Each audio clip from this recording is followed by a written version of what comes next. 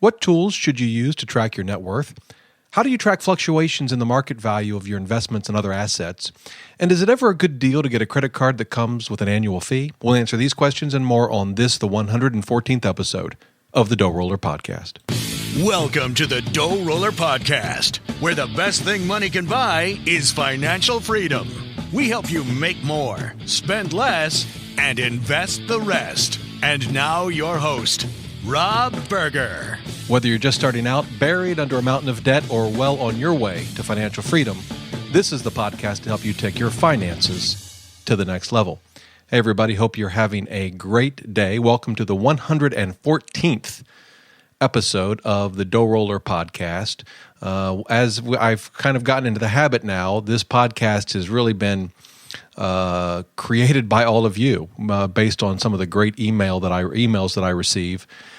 We've got a number of things to cover. The main topic is going to be exactly how I track my net worth. I got a great email from a listener who wants to know, do I use YNAB? Do I use personal capital? How do I deal with market fluctuations in stocks and bonds and mutual funds and those sorts of things? So we're going to tackle that today. I have a tip of the day for you at the end of the show dealing with why to have a plan B in life, particularly when it comes to finances. But before we get to that, had a number of folks email me following podcast, let's see here, I think it was podcast 110 on credit cards, and had a number of sort of different questions and comments. And so I thought I would address those. Actually, 3 different emails I'm going to read today. Yeah, it is podcast 110, which I kind of described as the complete guide to cashback credit cards. The goal of that podcast was to kind of put cashback rewards into some sort of context so that when you're evaluating your best options, you have a sense as to how to compare them and evaluate them. That was in podcast 110. You can check that out, doughroller.net/podcast 110. But I had a number of great comments from folks, and so I thought I'd read them. The first one is from our good friend Stephanie. She was on the show some time ago, as you may recall, and she emails me from time to time. Always enjoy hearing from her, and she wrote in. She says, "Hi, Rob. I hope you are all over your cold." Yeah, it's taken me 2 weeks. I'm still working on that. I just listened to podcast. She said 109. I think she was referring to 110, and was reading about the Citibank Double Cash Card. One thought occurred to me, is the card available as either a MasterCard or a Visa card? If so, which might be a better choice? I was just reading about someone who said that he contacted his bank, I think it was Citibank, and had them reissue his card as a Visa instead of a MasterCard. I don't know. I didn't know that could be done. If one does that, does it look like a new credit inquiry? Does it change the credit history of the card according to FICO? Any advice? So those are a couple of questions. I'm actually going to save the MasterCard versus Visa question for a separate podcast. I think that's a good topic for a good main topic for a show. I will tell you that I will say as sort of a precursor to that the two are very similar. I think in some cases Visa offers a few things that MasterCard doesn't, potentially. Depends on the card, but they're very, very close. But what I thought I would address, at least right now, is Stephanie's question about FICO scores. So, and then changing from Visa to MasterCard. So, a couple of things. There's some things about this I know, some things I don't know, and so I'm gonna give them both to you, and maybe someone out there listening has some more insight. So, first of all, it's not uncommon, and in fact, it's becoming more and more common for a credit card company, a bank, to issue virtually the same credit card as both a Visa and a MasterCard. Not at all uncommon, and then you get to choose which one you want. And so you may have made that decision some time ago. Perhaps you didn't realize that you had a choice, or maybe you didn't have a choice at the time you got your card, and so you simply got whatever they had, and now there is a choice. That is becoming more and more common. You see a lot of cards out there. By the way, not only credit cards, but also prepaid debit cards. There are a number of those out there that come in both a Visa and a MasterCard form. Now, prepaid debit cards don't affect your credit, so those we'll put aside for a moment. But in terms of credit cards, if you have a Visa and you want the MasterCard version, or you have a MasterCard and you want the Visa version, will switching affect your credit score. So this is where we get into a little bit of the unknown. I'm going to give you my opinion. It's unburdened by any actual resource that I could find that I thought was solid enough to give you. If I thought I had a solid resource, I'd share it with you. I did research, couldn't find what I thought was a solid resource. Like, for example, if I found an article from the folks at MyFICO or at FICO, obviously that would be the authority on this. But other credible sites I would use as well. I couldn't find anything. But here's what I believe, is that if you were to reapply for a brand new card that is, say, just the Visa version of your existing MasterCard, you applied for a brand new card with the plans of perhaps canceling your old card when your new one came in, I think that would affect your credit score. That would be a hard inquiry, no different than if you applied for any other credit card. Now, it may not affect your score a lot. But as we've talked about in the past, particularly if you're going to get a mortgage soon, even small differences in your credit score can have a big impact on the interest that you'll pay. So I think that would affect your score. But if you called up your bank and said, "Look, I've got the MasterCard version of your credit card. Can I swap it out for the Visa version?" And they agree, will that affect your score? I don't think it will, because I don't think it's new credit.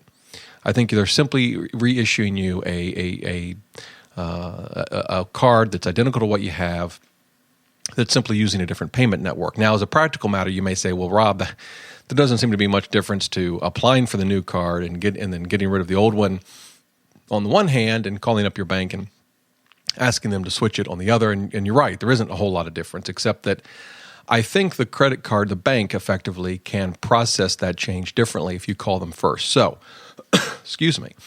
As I said, I can't find a resource that actually confirms this. So my recommendation, if this is of interest to you, is to call your bank and ask them. First of all, ask if you can switch, and then ask them, will it have an effect on your credit or not? Will they have to do another hard inquiry or not to make this change? And they'll be able to tell you, and I think they should be able to, and you can find out for yourself. And if that's the case, it doesn't have any effect, you should be able to keep the same history of the card that you've had. That's my belief. Again, so as you know from past podcasts, I'll give you the sources that I use for information, and in this case, I don't have one. So if any of you out there that love to do research, and I know you're out there because you email me, have a solid resource on this one way or another, shoot me an email, let me know. I'll share it in a future podcast. That is just my belief. I could be wrong.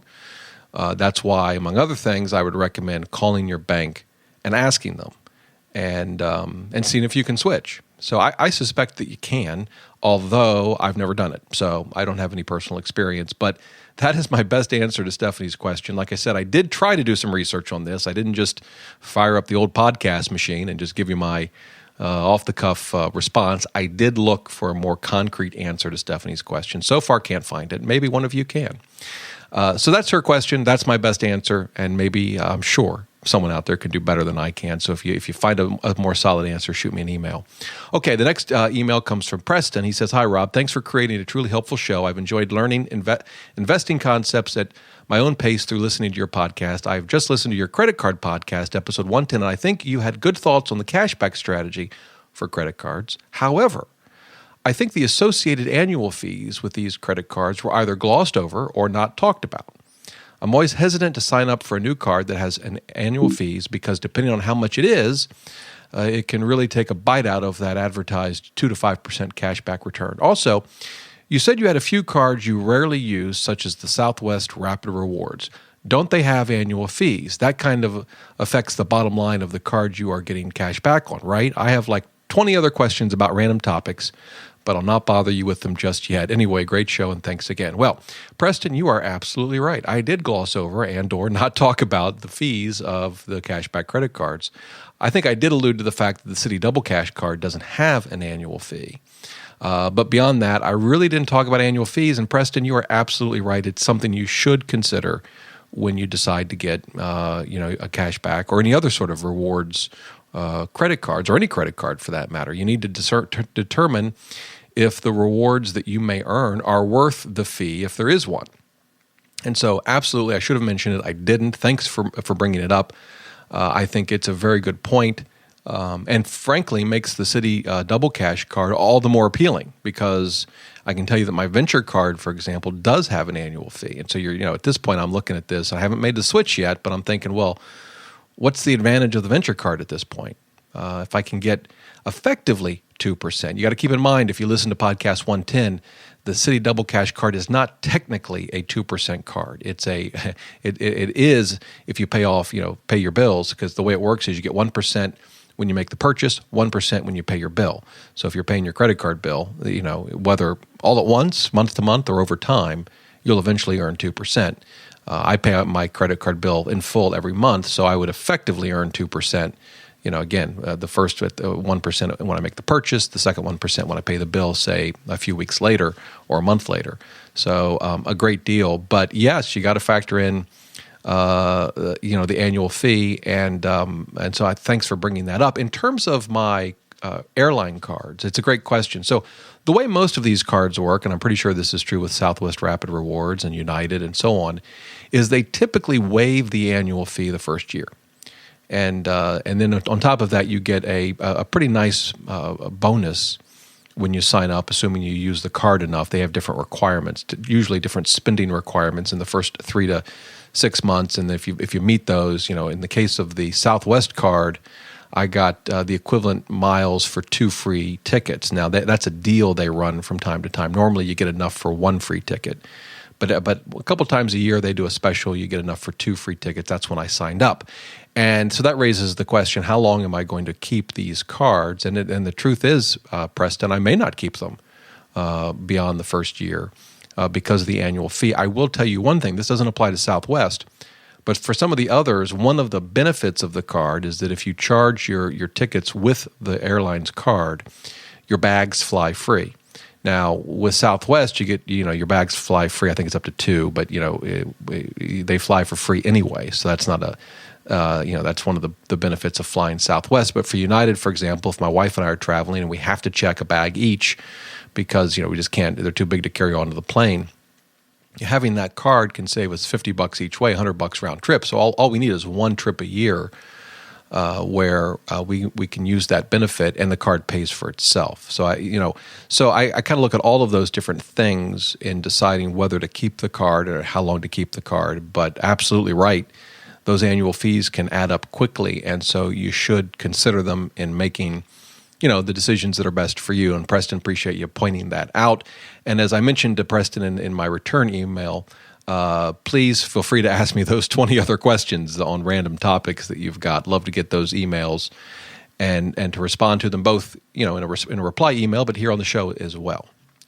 All right. Now, the last email regarding to the credit cards is from a listener named Chris. He writes and he says, Rob, you don't have to switch cards to keep the 2% on all purchases. You might want to check if your Capital One card has the same options. I redeem my Capital One rewards for gift cards, so I keep the 2% rewards. Example, redeem 5,000 miles for a $50 Amazon card. Since I get 2-to-1 points, it is still a 2% reward.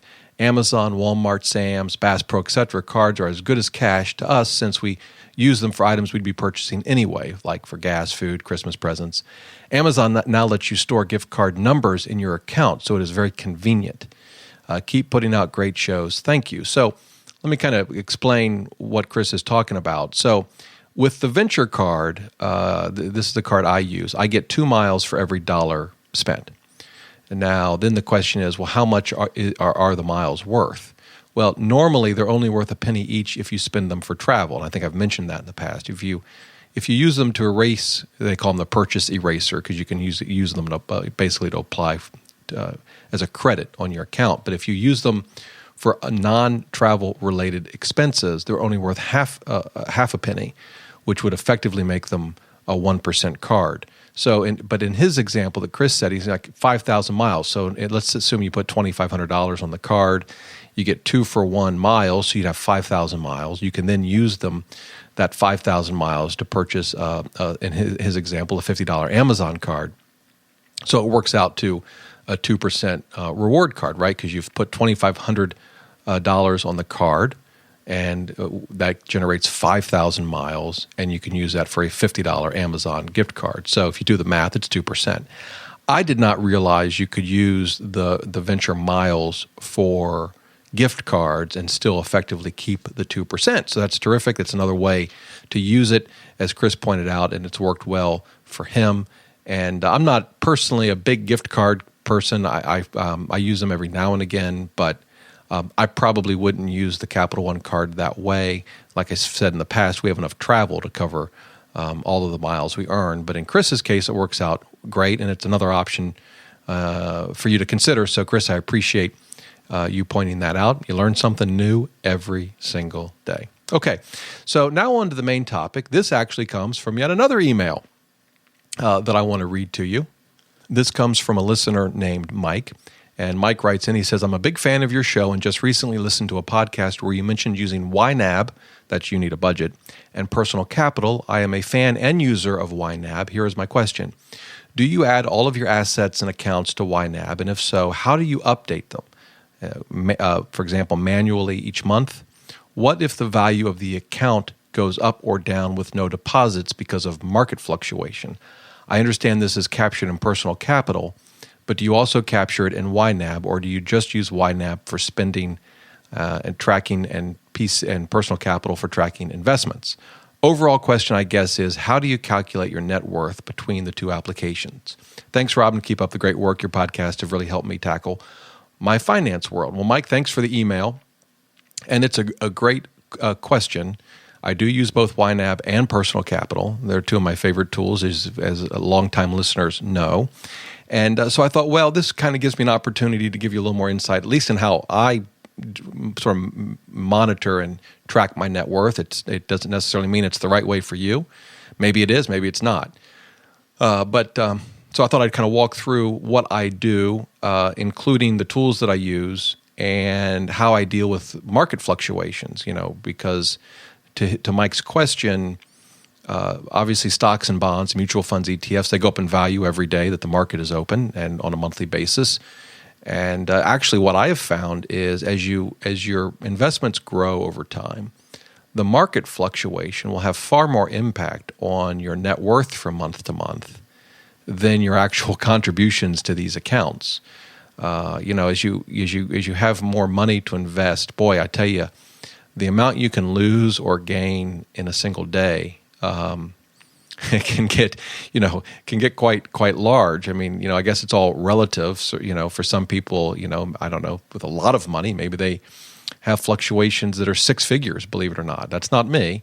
But when you first start out and you've got a couple $100 invested, $1,000, $10,000, $50,000, you see fluctuations maybe of a few $100s, maybe of $1,000, but then over time you can see fluctuations of $5,000, $10,000, $20,000 on a big day, one way or another. And so these can have far more significant impact to your net worth than your 401k contribution or your extra payment on your credit card bill or your mortgage or whatever. So how does all this work and how do I do it? So I'll walk through kind of what I do. And as I said, this may or may not be what's right for you or best for you, but hopefully it'll give you some ideas maybe. And so here we go. So the first thing I want to tackle is why track your net worth. Now, we've talked about this in the past, so I'm not going to go into a lot of detail. But I think it's an important question to ask because your answer to that, why you track your net worth, could go a long way to determining how you track it and what tools you use to track it. So for me, net worth is the way to track your progress financially. And that's why I track it. I kind of look at the budget as the playing field. That's where, if we want to use football as an analogy, the budget are the football teams on the field, the blocking and tackling of everyday life. That's the budget. The net worth is the scoreboard. So, you run the plays, and when the game's over, you look up at the scoreboard to see who's won. And for me, the budget is what happens on the field. The net worth is the scorecard. It's the outcome of all of those little and sometimes big decisions we make day to day, week to week, month to month, and eventually they add up to a lifetime of living, right, one way or another.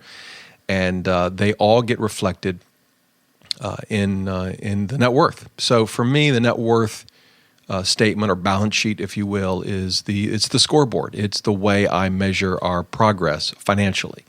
In the budget, At the end of the month, you either have spent more than you made, and as a result, had to take money out of savings or added to your debt. Right? Those are the two options. So, you're going to do one of those things. If you spend more than you make, you're either going to run up your credit cards or maybe increase the amount you have on your line of credit in terms of debt, or taking money out of savings or an investment account.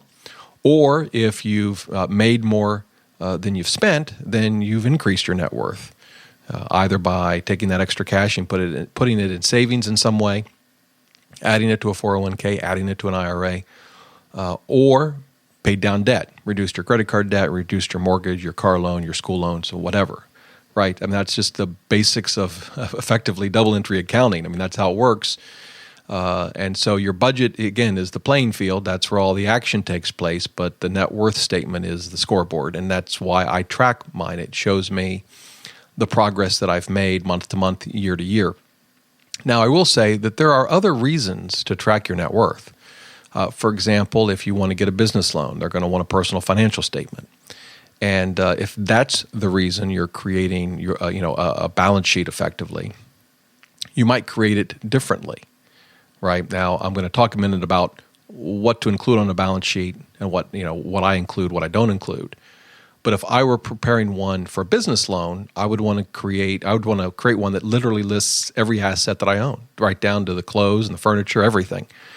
Because I want to as a good and fair picture of my assets as possible, and so I would include everything in that instance, and that may be your situation. In my case, the only reason I track our net worth is to track our progress, and so I don't include all of that. So kind of let's move to that second point then.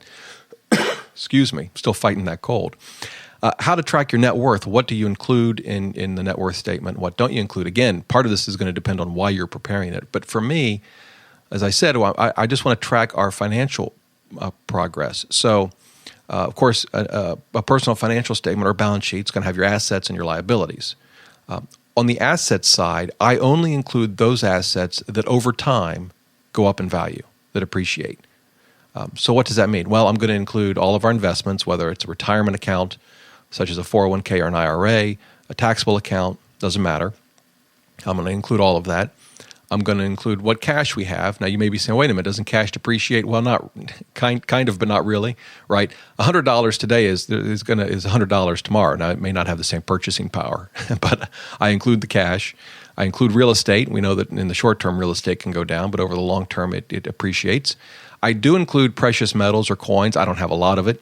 I'm not a big believer in investing in precious metals, but I have a few coins, so I include that.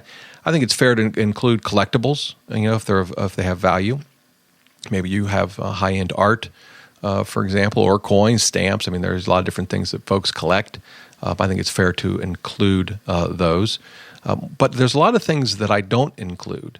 I don't include our cars. We don't have a boat, but if we did, I wouldn't include it. I don't include any personal possessions, furniture, clothing, personal items, even jewelry, which, perhaps over time can appreciate, depends on what it is. But I don't include that. And again, the reason goes back to why I'm tracking my net worth. I'm tracking it to see what our progress is financially. Yes, in theory, I could sell these other assets like cars or personal possessions to generate cash if I needed to. But I really don't see that as tracking my progress, and I don't buy a car as an investment. So I don't include those in my net worth. You could if you wanted to. There's nothing, there's no rule that says you can't. And technically, they are an asset. The thing about including them, of course, though, is you have to depreciate them every year. Your car is not going to be worth the same today. It's going to be worth less, presumably, a year from now, unless it's a collectible. And so if you do include those, you just got to make sure you reduce the value as the value in these assets go down. I don't include them. I want to know what basically are liquid assets, investments, real estate as well, which isn't, we wouldn't call that liquid really, but these sorts of items, to me, they are really the true measure of our financial progress. Hopefully it's moving forward. Sometimes it's moving backward. Now, again, to Mike's question, yes, some of these fluctuate in value, and I will talk about how I deal with that in a minute. But that's what I include on the asset side. In terms of liabilities, I include everything. There's no reason not to. I can't think of an instance where you wouldn't include a liability. And so you may be saying, well, wait a minute, if you borrow for a car, you're going to include the liability, but you're not going to include the car. So effectively, if you borrowed $20,000 to buy a car, your net worth is going to go down immediately by $20,000. And my answer to that is, yep, that's right. It makes me think twice about how much I spend on my cars. By the way, the same would be true if I paid cash, which is what I do. If you pay cash, $20,000 for a car, and don't include the car on your balance sheet, your net worth is going to go down by $20,000. It doesn't matter whether you pay cash or borrow for it. It's either going to reduce your cash by $20,000 or increase your liabilities by $20,000. But that's absolutely right. It will, and I think that's another reason why I don't include those sorts of items in my personal financial statement or my balance sheet. To me, those are eventually going to depreciate down to zero. Might as well just rip the Band-Aid off now. I think it's a better reflection of our financial position. Yes, we could sell the car, generate some cash, but that's going to go down and down and down very quickly in most cases in the first few years. So why even bother with it? But again, that's my approach. You may want to include your cars on your balance sheet, your net worth statement.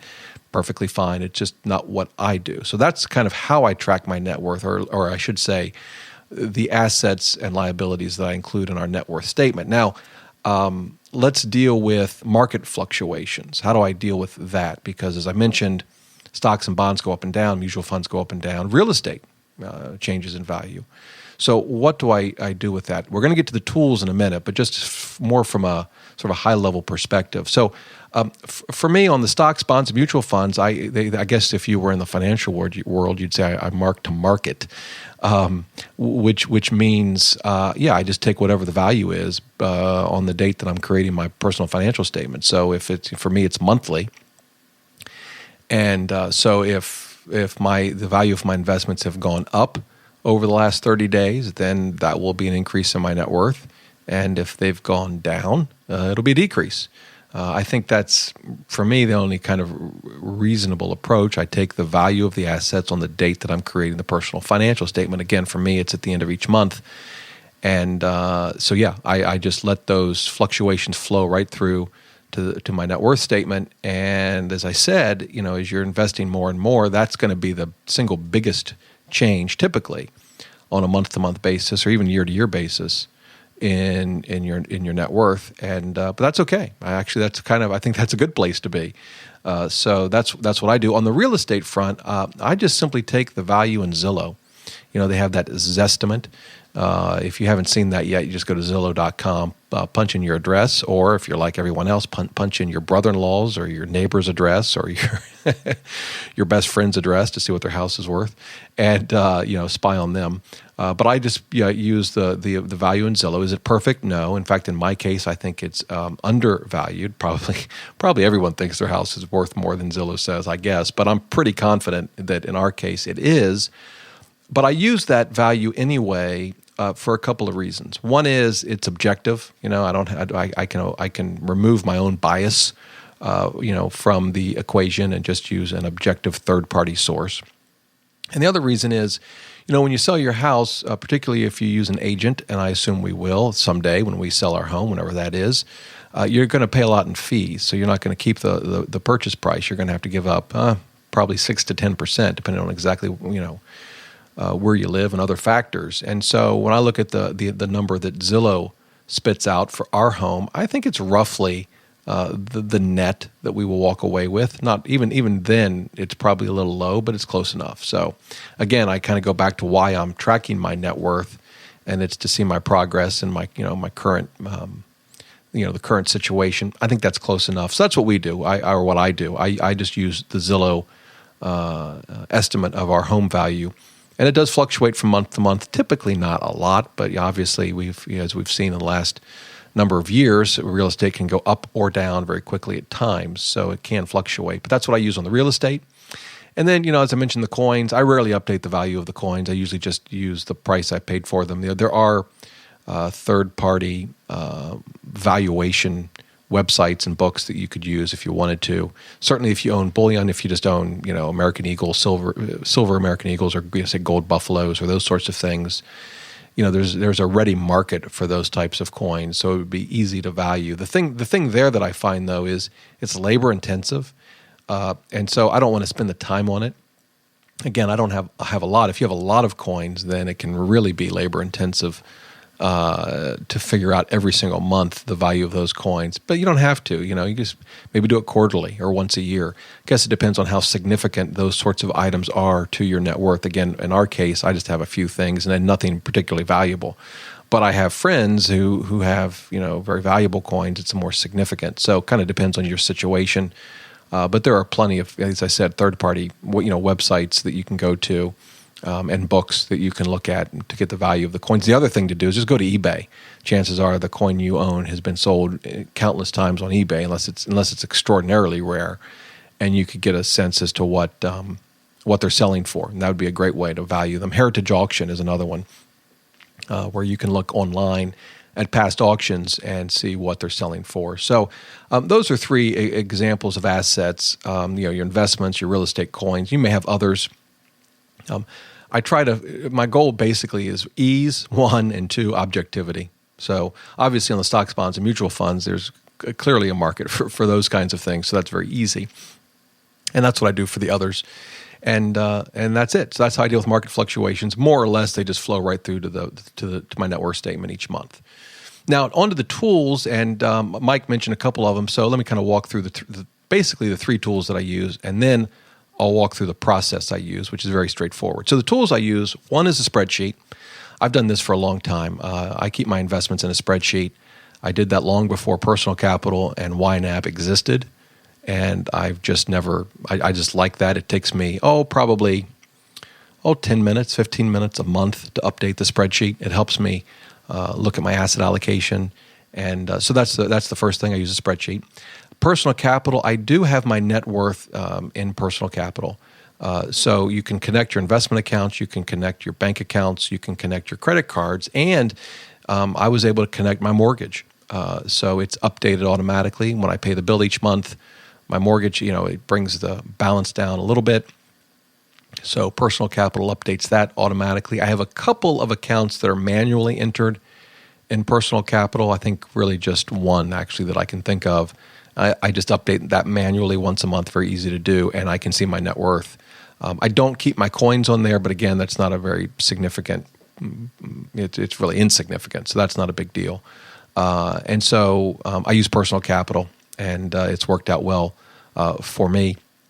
Now, in terms of YNAB, and Mike mentioned that, I don't track my net worth in YNAB. That's the answer to Mike's question there. I use YNAB to track my spending, but that's it. And so I don't use YNAB to track my net worth. You could. You can add just about any type of account you want in YNAB. I don't really think it's designed for that. You could use that. You could do that, and that's perfectly fine. To me, YNAB is more a budget tool and tracking your spending, and that's what I use it for. But those sort of are my three main tools. I use YNAB to track my spending. I use Personal Capital to track my investments primarily, and to a lesser extent my net worth. And then finally, I use a spreadsheet that has a little more detail, and that's it. And those are the tools that I use, and they've worked out very well for me. And then lastly, in terms of the process, so the process in part is tool specific. So let me kind of walk through all three of them. I'll start with Personal Capital. As you know, if you've used it, you can link your investment accounts so that they automatically update. You can link your bank accounts, your credit cards, as I mentioned, in my case, the mortgage.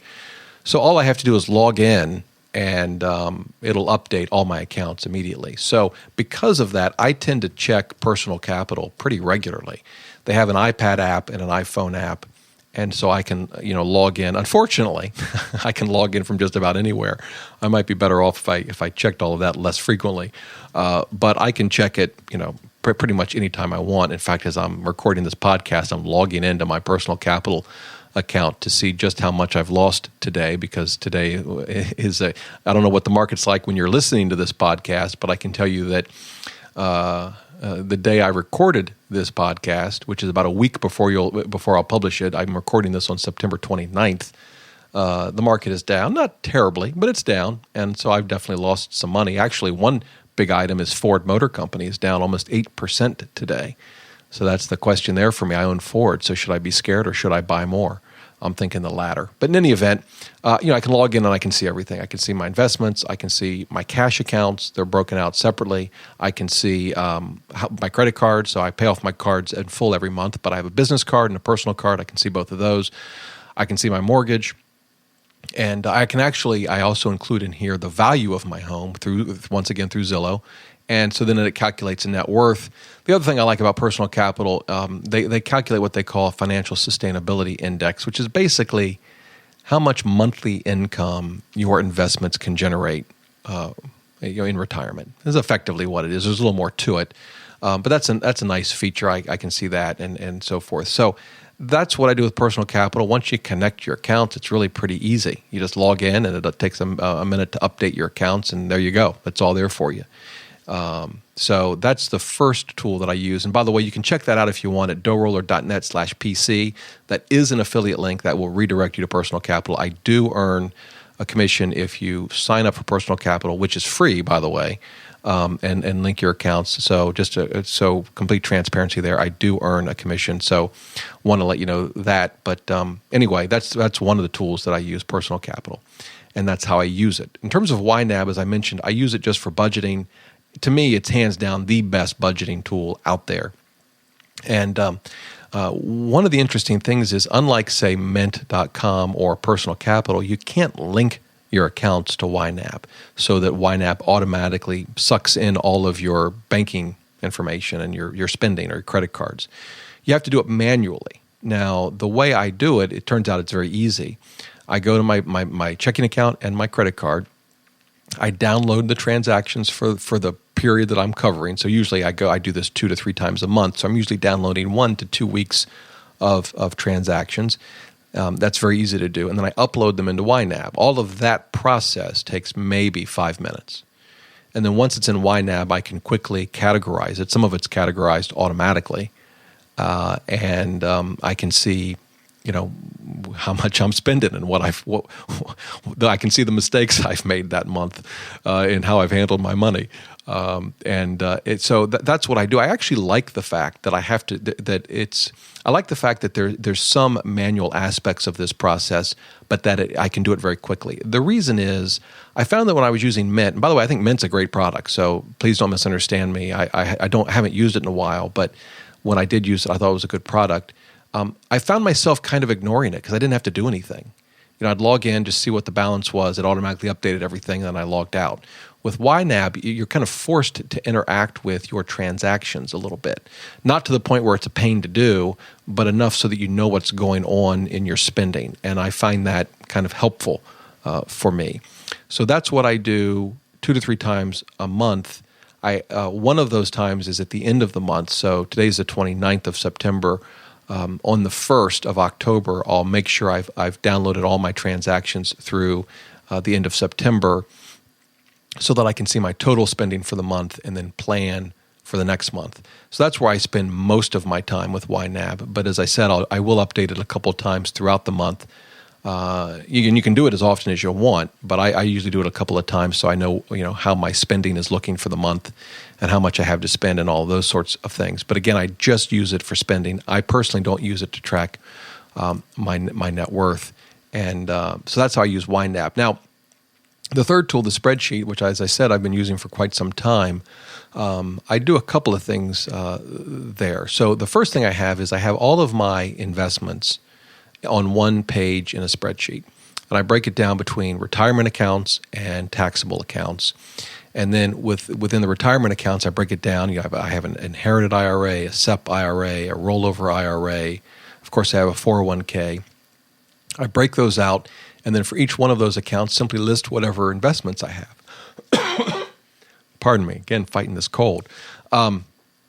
And the value. And I track the value on a monthly basis. So at any one time, I can open the spreadsheet and I can see the values of each investment going back, for a number of years now. And I will manually go in and update that spreadsheet every month. Interestingly, I do it. Actually, Personal Capital kind of makes it easy. I use Personal Capital to update it. I don't go to my actual investment accounts at Vanguard or Fidelity or other places. I actually log into Personal Capital because, one, it brings in all of the investments in one place, so it's just easier. And with Personal Capital, you can select which accounts you want it to show you your holdings. So it's a very easy way for me to update the spreadsheet. And then what I do is I have a second page that actually does the asset allocation. So I've linked the two pages, and I have my asset allocation, my planned allocation. And when I update the values on the first page, it automatically updates the percentages on the second. Now, you might be saying at this point, well, wait a minute. Personal Capital does all of this for you. It breaks out your asset allocation. It shows you all of your holdings. Why do you take the time to transfer it to a spreadsheet? That's a really good question. It's just habit and the comfort of having the data on my own hard drive that I keep for a very long time. I guess that's why I do it that way. And also, I can allocate investments my own way. With Personal Capital, it will decide based on the investment how it's going to allocate it, which I think they do it in a very good way. But sometimes I want to allocate individual stocks and so forth in a special way that I just can't do in Personal Capital or any other tool for that matter. Couldn't do it in Morningstar either. And so I use a spreadsheet for that reason as well. And it's just kind of worked out well for me. So I guess those are the main reasons I use the spreadsheet. I would say it takes me 10 or 15 minutes a month, maybe 20 minutes, depending on what's going on. And I can see if things are going well or if things have gone down that month. I guess it just depends. This upcoming month, I suspect things will go down because we've had a decline in the stock market. So I expect my net worth to be lower at the end of September than it was at the beginning of September. And I'll see that both through Personal Capital, but also through the spreadsheet that I maintain. The other thing I maintain on the spreadsheet is my real estate investments. I own 4 single-family homes with a business partner, my best friend, for many, many years. And I tend to just do the same thing I do with my own home. I can use Zillow as the value of the property, and then I know what the mortgage is, and so it can quickly calculate what kind of equity we have in the property. And we also have a cash account where we keep the positive cash flow from the tenants. So fortunately, the cash flow is positive, and so I can include that very easily in the net worth spreadsheet. And so that's what I do, and that's sort of my process. I've kind of gone through some detail. The truth is, like I said, none of this takes a tremendous amount of time.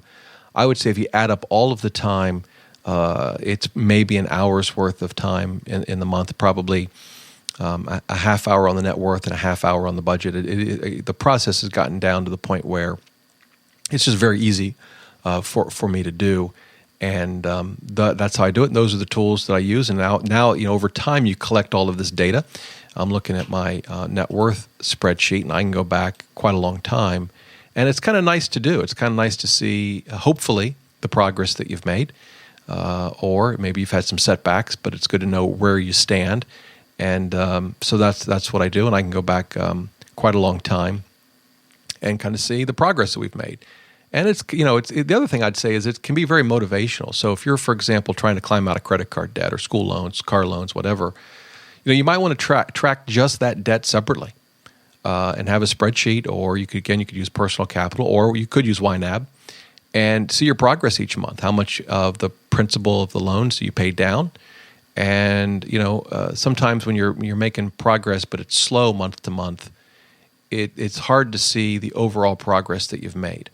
But when you track it month to month, and then you look back a year later, and you say, "My goodness, it does add up," and look at the progress we've made, it can be, I think, very motivating. And so I would highly encourage you to do it, even if the first time you do it, you look at the numbers and it's kind of painful. Yeah, I've been there. It can be painful. But I think it'll help you see the progress you've made, and that can be a shot in the arm, which can help you stay on track. So there you go. Now, so if you have any questions about that, if you have any other tools that you use that you think have been very helpful, I'd love to hear about them. I always like hearing about new personal finance and investing tools and resources and tips. So maybe you have a totally different approach. Would love to hear from you. Just shoot me an email, dr.doughroller.net. That would be great. And so there you go. Now, on to the tip of the day. And here it is. It's always have a plan B. And I was thinking about this in a whole host of different contexts. It's easy to say, have a plan B, but what does it really mean? And I was thinking about our own finances, and this could be a plan B in your career. It could be a plan B in your business. It could be a plan B in your finances. Let me give you a couple of examples in my case. As I was building DoughRoller.net as a blog, for the longest time I was relying significantly on search engine traffic, from Google and Yahoo. And when you get a lot of search engine traffic, it's great. It can be very a great source of traffic. It introduces people you might not otherwise see your site. It introduces people to your site. You get emails from folks. You start connecting. Hopefully, you're providing content that's helpful to them, and it's terrific. The problem is you have virtually no control over that traffic. I mean, yes, if you're in this business, you're very familiar with search engine optimization. And by the way, if you have no idea what SEO is, you can Google it if you want, but don't worry about it. But if you're in this business, you know what SEO is. Yeah, you can have some influence on how search engines see your site, certainly. But at the end of the day, search engines can change their algorithms and how they rank sites when people search for whatever, personal finance, investing tips, whatever it might be. And you don't have control over that. And so I came to believe, yes, I'm getting good search engine traffic, and I always have, but I need a plan B. What happens if the search engine traffic were to go away tomorrow? I asked myself that. What happens if I got no search engine traffic tomorrow? Would I still blog? Would I still have a site? And for me, plan B was actually, among other things, this podcast. It was a way for me to reach people that didn't depend on search engines. So you can thank my plan B for this podcast, or I guess you can curse my plan B for this podcast, depending on your perspective of how I'm doing. The other thing I did was I really focused on my newsletter. 6 months ago, I had 10,000 subscribers to the newsletter. Today, I have 18,000. So it'll double, knock on wood, by the end of the year. And that was, again, my plan B. I wanted to focus on things that, it's not that I wanted to ignore search engines. I love the search engines. I love when they send my site traffic. But I wanted a plan B. And so for me, plan B was the newsletter and really focusing on developing it and making it a good product, hopefully, and this podcast. Those were sort of my 1-2 punch for my plan B as my business. So if you have a business and you're really dependent on, say, one client, well, that could be great. You don't want to lose that. But what happens if that client goes away? You need to think about a plan B. It's no different in finances. In a way, an emergency fund is nothing more than a plan B, right? Hopefully, it's never plan A. Plan A is your job, and hopefully that's going well, and you don't have any emergencies you can't handle. But we all know that things happen beyond our control. And so in some ways, an emergency fund, if you think about it, is nothing more than a plan B.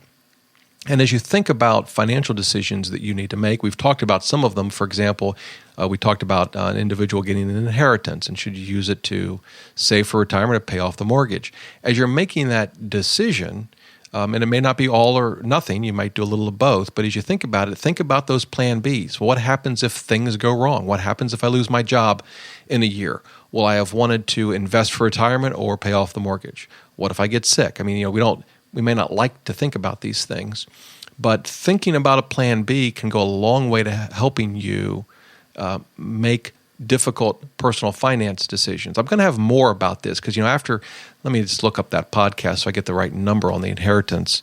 I want to make sure I don't steer you wrong, but it was, it was the 108th episode. So DoughRoller.net/podcast 108. Should you pay off your mortgage or invest for retirement? That kind of question comes up all the time. After that show, I've gotten a couple of emails. I'm going to share those in future episodes. Some people had, a bonus, $10,000 bonus. What do they do with that? Maybe you just have an extra, whatever, $100 a month, $500 a month, $5,000 a month, whatever it is. What do you do with that? Do you put it towards your school loans? Do you save for retirement, your child's education? The list of possibilities goes on. And I think one of the things, I talked about in podcast 108, some factors that I would consider in making that decision between a mortgage and investing for retirement. But one of the things you can ask yourself is, no matter what I decide, what's the plan B? If something goes wrong, which decision would have been better? What if the stock market goes down by 50% and stays down for 10 years? Now you say, well, it's not likely. Yes, the Great Depression had happened. We had some bear markets, but it could happen. And then what decision it would be best for you? Now, your answer might be, no, I'd be a great decision because it's down. I'd keep buying. It's low, and I'd be fine with that. Or your decision might be, no, I'd be really bummed, and I would have wished I would have paid it on my home. Now, again, considering Plan B might not get you to your answer. There may be other factors you need to take into account. For example, how likely those bad things are to happen. But thinking about that Plan B, I think, can help us make what are otherwise very difficult and confusing personal finance decisions. In your career, I talk to people who maybe have a great job, but what happens if something goes wrong? Do you have a Plan B? Are you constantly improving your education? Maybe you're in a field where you need to get new certifications. That's particularly true in the IT field. Maybe you're learning new programming languages. If you're a computer programmer, but are you preparing yourself for that Plan B? Now, again, I don't think we should spend our lives worried that something bad is going to happen around every single corner. We can take this kind of thinking too far into an unhealthy extreme. But thinking about a Plan B, I think, is important in personal finance, in business, in your career. If you think about it, that's what insurance is. Insurance is a Plan B. Plan A is never to go get into a car accident, right? That's not Plan A. But if you happen to get into a car accident, Plan B is hopefully you've got good insurance. So that's my tip of the day. Think about the Plan B, whatever that might be for you, as you're thinking about your finances, as you're thinking about investing, as you're thinking about retirement, your career, your business. And one question to ask is, are you highly dependent on something that if it were to go away, it would cause you a lot of financial pain? Whether it's that one client for your business, that one supervisor at your job, maybe you've got one supervisor that's really got your back, but what happens if they left? So again, the point isn't to think about these things in a way that you just sit in fear every day. In fact, it's just the opposite. I think thinking about Plan B can be very, very empowering because it can help you become a little less dependent on these things and a little more self-sufficient if done right. So that's my tip of the day. Always have a Plan B. Well, there you go. Hey, I hope you have a great day. As always, shoot me an email, dr@DoughRoller.net. Would love to hear from you. And whether it's a question, a topic, maybe there's a show, some subject you'd like me to cover, I can tell you as I get these emails, I'll tell you what I do. I have this long document that has all of my notes for podcasts. So I create notes when I record a show, and I'm scrolling through this thing. It is massive now. I don't know how many. I didn't start this with the first episode, but it started, I don't know when it started. I'm scrolling down, and it just keeps going and going and going. But what I do is, for each show, I just add the show notes to the top of the article, or to the top of this file. But as I get email from all of you with questions and topics, I add those as well to this document. And it's just grown and grown and grown. So it may be weeks or even months before I get to a topic that you've emailed about. I mean, I've got, as I look through it, all kinds of great topics that I plan to cover in future podcasts based on emails that I've received from all of you. But don't, it may take me a while to get to them, but don't stop sending them. These are terrific. It really helps me know what you'd like to hear about. And send those in. Again, it's dr@DoughRoller.net. Would love to hear from you. And by the way, even if it takes me a long time to include something on the show, it doesn't take me that long to respond to the email. I would say on the outside, it should be about a week at the most, hopefully, for me to respond to an email. But in terms of including that question on the show, that may take a little bit longer, but I'm just looking through it now, and just some great questions and topics. So looking forward to that as I kind of work my way through. I probably have, so we're on show 114? I've probably got at least 20 or 25 shows in based on email that you've sent me. So I will do my best to work through those, and but love to hear from you. So don't hesitate to send me an email at dr@DoughRoller.net. And in terms of this episode, you can get the show notes.